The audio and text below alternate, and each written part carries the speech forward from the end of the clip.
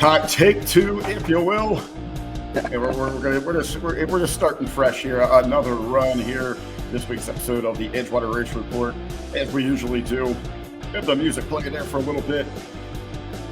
As the live alert hits those phones out there, lets people know to tune in, to come to the page. Check out this week's show again. But we gave it a first run, a trial run there. We had a break, if you will, a break on the show on the race report. But we've got that fixed. Rob is back with us. We've got so much to talk about, so much to cover. Again, chat room filling back up. Hey, we were rocking before. We had just shy of 24 with us live. So again, it's out there. If you are joining us again, hit the like, hit the share. Let everyone know that you're here with us. Spread that good word. We were also talking when you come down to the track to always be sharing and checking in at Edgewater so people know where you're at, where they need to be. During today's episode, leave a comment. We'll put it up there on the screen. If you have any questions, things like that, we'll try to address those as well. We've got a few people here and a lot to cover. Hopefully we'll have a clean run this time around. But we'll get going on it here, ladies and gentlemen. Take two, official start of this week's Edgewater Race Report. Today we are coming at you. It is Wednesday, May 10th. Beautiful here in the Tri-State. As always, I am Rick Vickery, joined on the other side of the screen, the other side of the tracks, if you will, Mr. Rob Ric. Now, Rob, we'll revisit everything that we were talking about, and what a weekend it was. The past Thursday, the pre-party, Friday and Saturday, all about that racing action with our very special guys from the DMP Awnings Nitro Chaos Championship Series. Rob, I know you're trying to refuel over these last couple of days, but I know there's a lot that you want to talk about and cover and update people on the success and to show your appreciation for everyone that was involved. Yeah, that real quick, that little faux pas had management in the back office there, and I'm worried about a pink slip coming here. But so we got it figured out here. But it was a great weekend. It's something you plan so hard for, and you put so much work and effort in it, and and then it finally comes, and all in all, things went pretty well. We had a couple issues Friday nights with couple of oil downs that set us back some time, and then the accident there with the orange peel that set us back time-wise. That kind of put a little wrinkle in the program, but still a lot of great racing on Friday night, and then Saturday just went absolutely seamless. Very happy with the results. I think everybody had an excellent time, and it was probably more than what was anticipated. I know it was even more exciting than what I was anticipating. Yeah, absolutely, Rob. On our first take there, when we lost you, I was talking about the fan interaction and the excitement. And this truly was. I mean, this was a big event feel on the level of any that you're going to find here in the Cincinnati area. Yeah, it's just having that many cars that can run into threes at one moment in time and one race is kind of hard to come by. It's quite exciting. Everybody knows I obviously like fast cars, and it's really good to see those type of numbers. Yeah, outside of just feeling that power and watching the competition that chased towards the winner's circle unfold on the track. We lost you there before, and I was mentioning how impressed I was with the interaction in the pits. Again, every ticket of pit pass, the crews were so inviting. They're engaging. Yeah, they want to have those conversations, and the fans, they were eating it up. So even when we did have that downtime, it wasn't like you were sitting there twiddling your thumbs. There was so much to do. Yeah, it was nice, I think, for people to go around and talk to these racers, talk to these crew. And these guys have a lot on their mind, a lot on their hands, and a lot of stuff to do, but they still take time out for the fans. They're very gracious. So they know without you guys, they can't race, and that's the fuel their passion. They love the spectators, they love the fans, and take a lot of time to try to engage them and explain to them what they do, because the average spectator has no idea what happens between rounds, about how long it takes to turn a car around. And people think it's their little daily Toyota, they hop in it and go to work, but it's not quite that easy. There's a ton of preparation, a ton of work going on at the race, and getting the car dialed into the racetrack and making things happen. One of the things, that's where we're going to talk about the winners and the great runs here, but that also stood out to me, and I made sure to take note of this and look for it throughout the weekend, throughout the event, was really the coming together of the track crew, the competitors, and the fans all working together to make sure that everything ran as smooth as possible. Really no hiccups or problems. And I know, a big deal every race day, but bringing together an extra crew and all that, simply magnificent to see everybody kind of mold together. Yeah, it was a lot of coordinating with a lot of people, and our key people and all the people that help us out really stepped up and made it a great event. And I think everybody went away happy, and that's what we like to see. Also, a big shout out, helping bring eyes and attention to Edgewater, our good friends that were in the house from DragRacer.tv. Great coverage all weekend from them. Yes, meeting Warren up in the Summit Tower.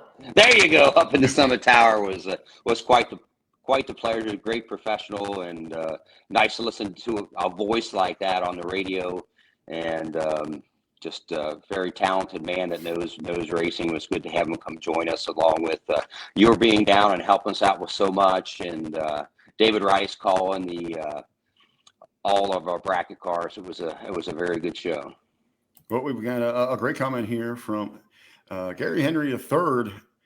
Absolutely was awesome, and the pit teams speaking to us was amazing. Got to learn a lot about watching the guys take apart things and explain themselves at every time in the crunch. Absolutely amazing, and can't wait to be back. So Yes. And that's the kind of the feedback that we really got across the board. Especially, she said, I was kind of making my rounds on the grounds, talking to some people, and it's constantly what I heard. Is just how impressed with the fan interaction and how engaging everything was. But Rob, you are exactly right, though. It's all about that speed on the track. Wow, talk about power. As you said, with a few dozen, over a dozen cars in the threes, a competitive field. They were hungry. History was made at Edgewater. This was the first race in the first DMP Awnings Chaos Championship Series, Nitro Championship Series. So their quest for the crown, their first champion, all started in Edgewater.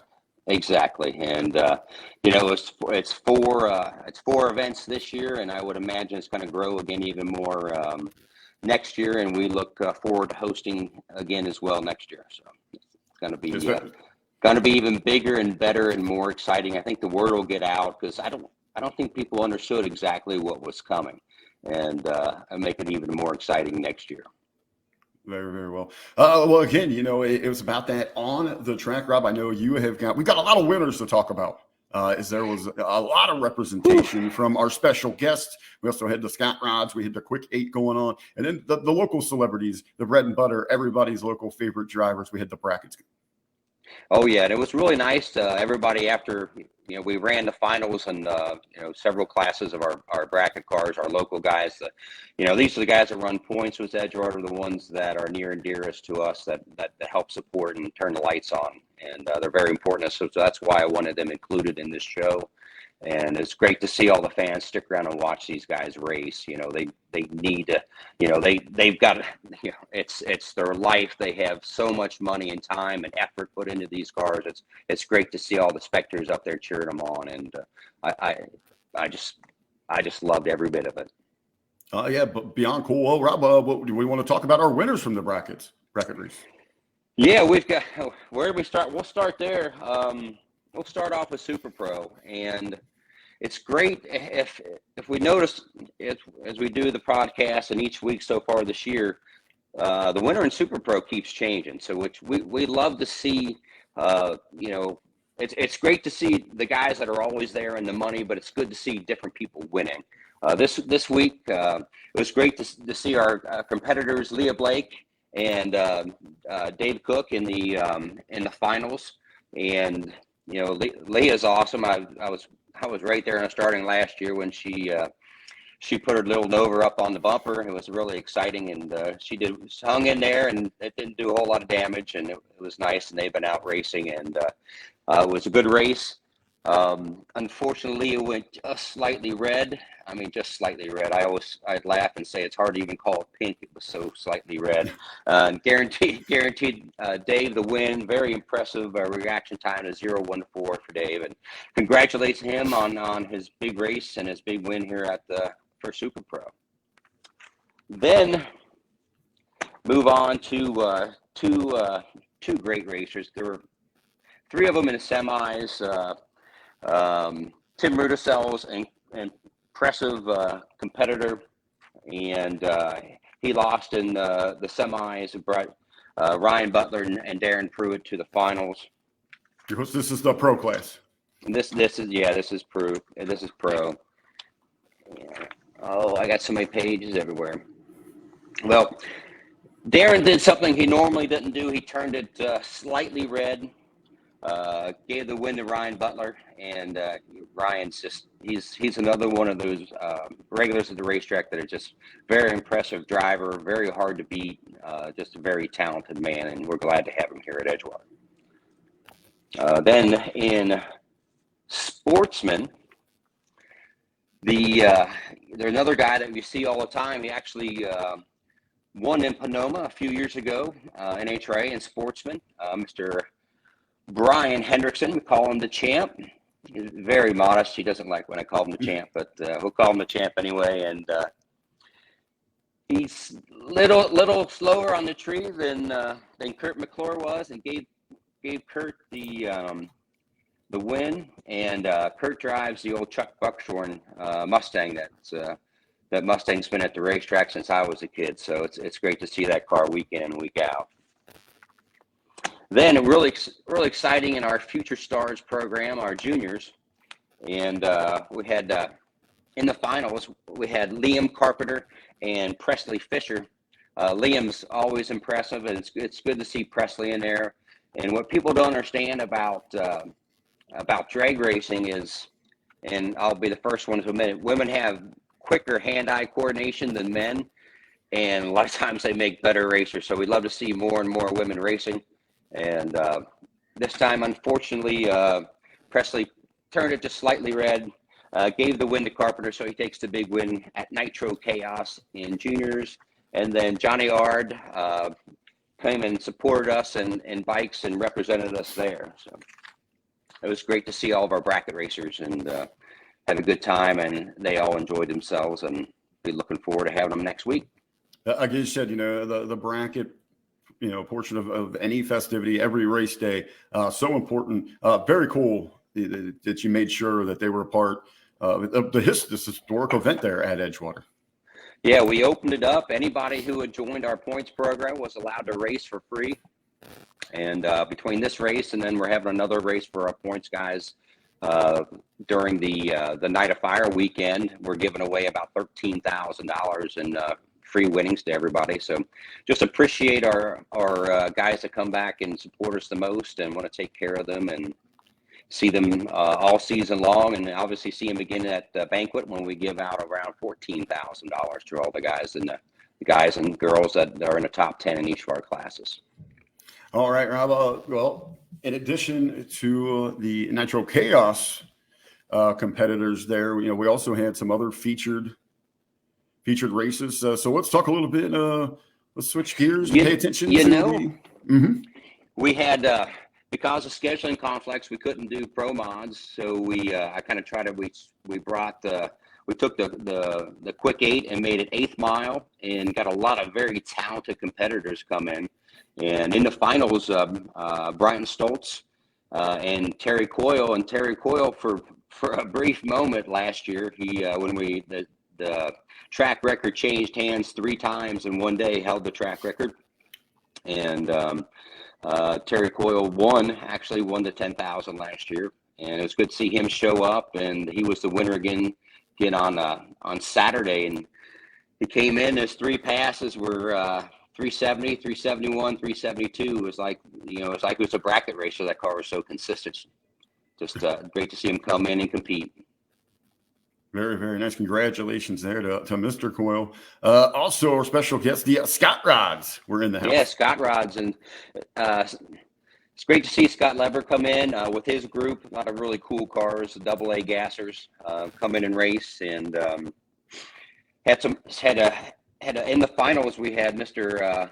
Mike Seminick in, I'm drawing a blank. On the Scott Rods? Yeah, his car. The name of Mike Seminick's car. Little Hyper. Little Hyper, yeah. Little Hyper and Ed Kosicki and the Phenomenon, and Ed came out on top. And Ed did a great job in the Summit Burnout Contest, and also won the Summit Burnout Contest as well. Oh, double dip in there. Yes. Another thing we did a little small tire action with nitrous only. And the same man came in Friday night and won the race, and came back and won it again the next race. Mr. Craig Richardson, on Friday, he beat Scott Lovell. I know he does a lot of work with Tin Soldier race cars. And he also beat Rusty Ellis as well on Saturday in our nitrous small tire racing. And of course, special thanks to Blastro and Mayhem coming out and entertain us. They'll be back for the Night of Fire weekend, and always a great show with both those guys, and great to have them in, and just, all that fun stuff. They're great with kids, and put them into cars and show them around. It's great fan favorites. Very nice. Now, Rob, well, let's go ahead and talk about it. Our very special guest. Big show. The DMP Awnings Nitro Chaos Championship Series. Man, I'll tell you,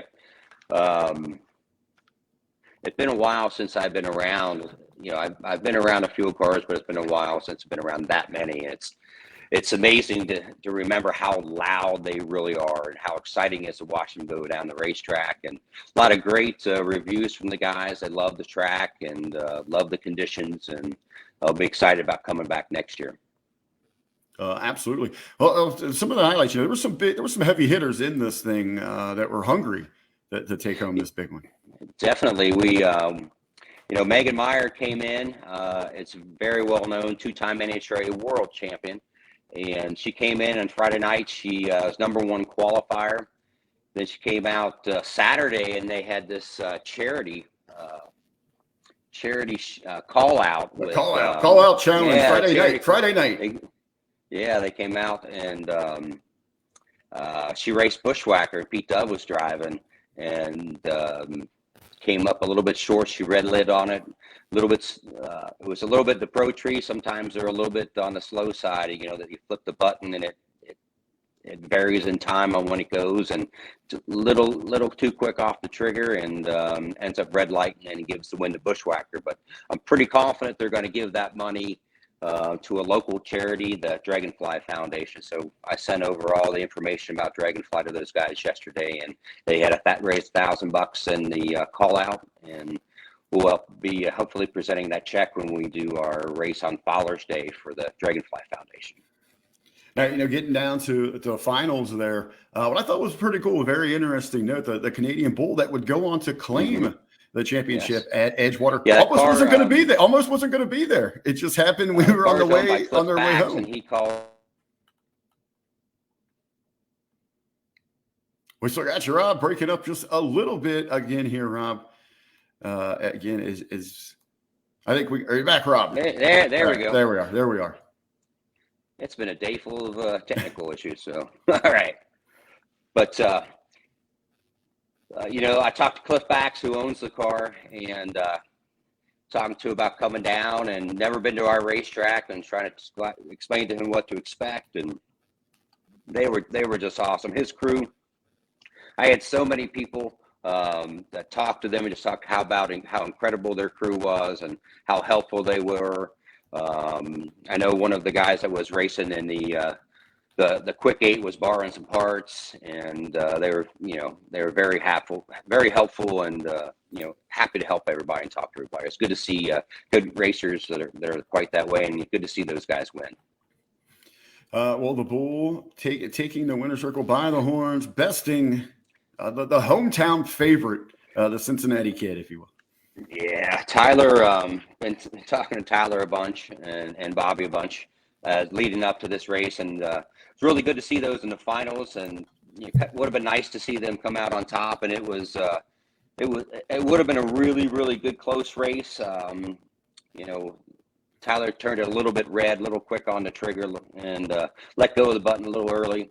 And I can't really say let go of the button, but let go of a little early and turned it red and gave the win to Todd. So it was a great race. And then in the B field, if you want to see an incredible side-by-side drag race, which a lot of times you don't see in top fuel, especially the faster the cars go, it's harder to get both of them to go really well down the track at the same time. And it was just a great side-by-side race. Only 0.04 of a second between the two of them. And, it was a matter of, Levi Keenan, just a better reaction time.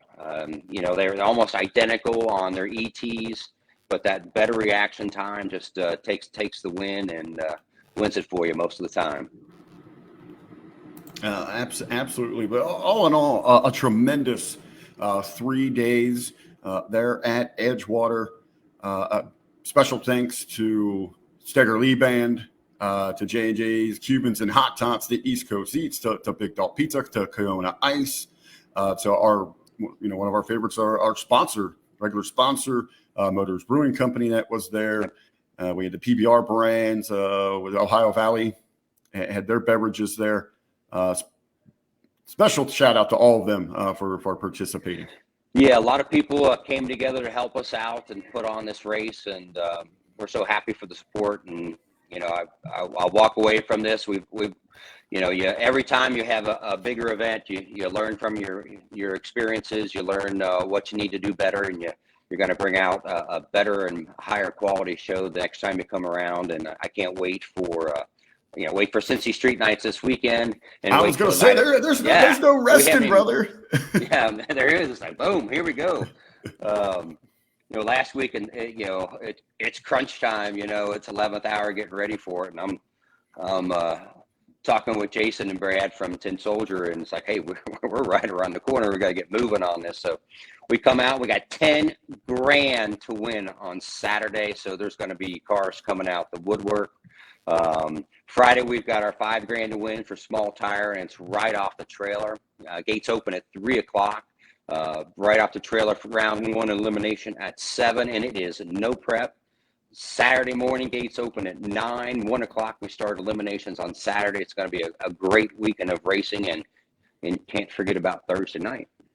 Yeah, Thursday night. It all starts a special Thursday night. I guess they're not special anymore. We've had so many of them anymore. I know. It seems you start off early in the season. You're tuning testing on Saturday, and then when it goes to Friday, it was too cold, and then it rained a few times. So it seems like it's always Thursday the nights that we're getting it in. So it's going to be beautiful on Thursday tomorrow, and coming out for tune and test. I know we've got a couple MPK guys that said they're going to come out and join us this weekend, bring their cars and do some testing. So nice to see that.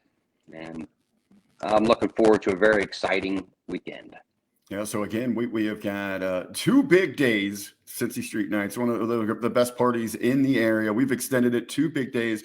As you said, it does get going Thursday for tune and test. Friday night, $5,000 guaranteed giveaway. Saturday, doubling down, $10,000 guaranteed. It's going to be, can't miss another event there at Edgewater. Yeah, it's nice. The $10,000 seems to bring the big talent in from everywhere, and of course we got the second chance race. So if you guys that don't win that first round, so it's going to be a good time. We're adding on classes and growing Cincy Street Nights, and just keeps getting more exciting every time we have it. That is awesome, Rob. Hey, also want to remind people, if you didn't get to check it out last week while you were visiting us, if you're at Cincy Street Nights any of the days this week, you have got to check out the view from the first round lounge. It's located tower side, newly renovated, a beautiful facility, full service bar. We got televisions in there. It's nice and cool for those hot days. The AC is cranked up, plenty of seating, but you step right outside those doors. You are on the viewing deck. You are hovering right above the track, right there around the 8th mile. It is intense. The view is amazing. Most of the time during the Nitro Chaos event last week, I mean, you couldn't nuzzle your way in there. It was shoulder to shoulder. It is a tremendous view. As I said again, full service bar, tremendous facility, but arguably the best view on the grounds at the first round lounge. Yes, we love it. We've been working hard on it, and got a few things left finished to do before we can get our kitchen open. But here in a couple of weeks, we're going to have that all ready. But the bar is ready to go. We got a great selection of bourbon and whatever else you might need. So, hey, good pricing for a bar. You go to some of these places, they skyrocket the prices on you. This is fair. This is like going out anywhere. Yeah, we make it comparable to going out to, whatever bar you're used to going out during the week, and just do it here at the racetrack. Oh, all right. Well, speaking of, that's about happy hour anyway. So somewhere. Yeah. Rob, anything that you'd like to add before we cut out here on this week's Take 2 edition of the Race Report? Thank everybody for coming out and supporting Nitro Chaos. Without you guys, we wouldn't be able to do it again. And looks like we're going to be able to do it again. And a lot of kind words from a lot of spectators came out and support us. Normally the boo birds are a lot louder if there's anything that goes wrong. But it was amazing, and overwhelmingly everybody was very happy with the race, and that makes all the people involved that work so hard, makes us feel great. And we love to share the experience with you, and thank you for supporting us. Hey, again, each and every time that you're joining us for a race day out there, we encourage you to let the whole world know that you were at Edgewater, that you're there by social media. Facebook is our main thing. Make sure that if you're taking photos, videos, tag us at Edgewater Race, or certainly make sure that you check in so everyone on your timeline knows that you're there and that they need to be there with you. Yeah, definitely like and follow us. We just hit 42,000 followers and growing. Planning on being, my goal hopefully is we can be over 50 by the time we get through the Night of Fire weekend. And just keep growing the brand and just keep growing the experience for everybody. And if you love what we do, leave us a real nice 5-star review on Facebook so people can understand what it is at the racetrack and how nice it really is. Just a unique facility and nice park-like feel to it. Absolutely, Rob. Well, all right, then this is going to wrap up this week's edition of the Edgewater Race Report. He is Rob Ric. I am Rick Vickery. Are you ready, Rob? I'm ready. All right, so thanks for joining us here on the Race Report, and we will see you at the track. See you at the park. Oh, damn, I got it wrong. All right, hey, we made it through. We'll see everybody for tune in test. We'll see y'all two soon. nights of Cincy Street Nights. Yes, it was that day today.